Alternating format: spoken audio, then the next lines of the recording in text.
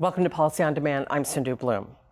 And I'm Scott McCandless. It is the week of August 28th, and this is your Monday briefing.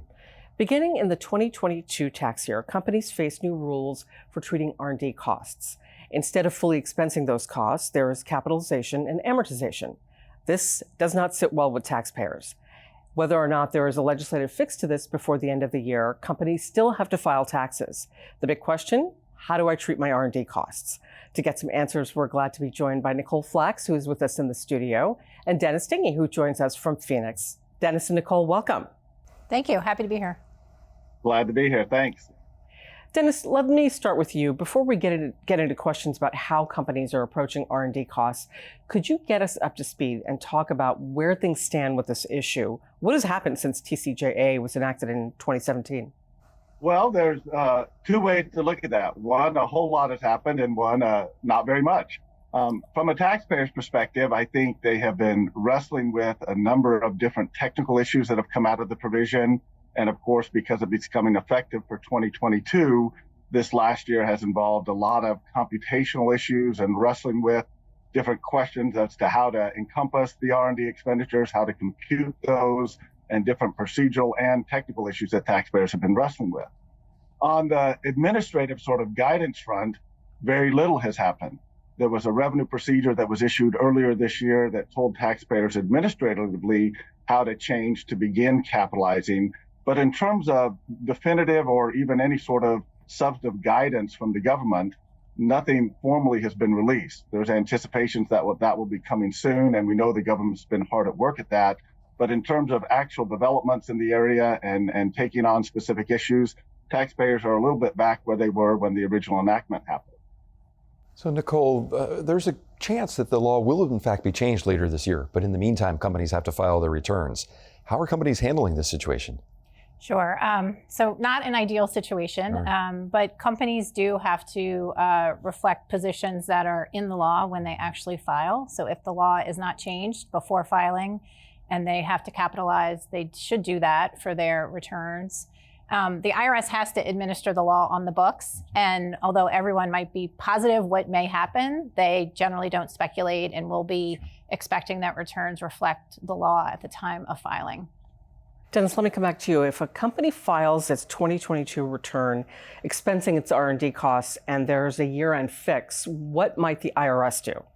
The IRS has historically been very accommodating in these sort of situations. I think there won't be many companies who just simply sort of choose to ignore the law. I mean, it is effective and taxpayers are required to follow it. I think what is a much more likely scenario is taxpayers may have made interpretations about different provisions of the law. And when guidance comes out from the government or a repeal occurs, then they're wrestling with what should I do at that point in time. I mean, if the IRS follows their historical practice, particularly in the methods timing area, historically, the government has provided a lot of really smart and logical administrative rules for how taxpayers should implement something when they've made their best determination without guidance and then new guidance comes out.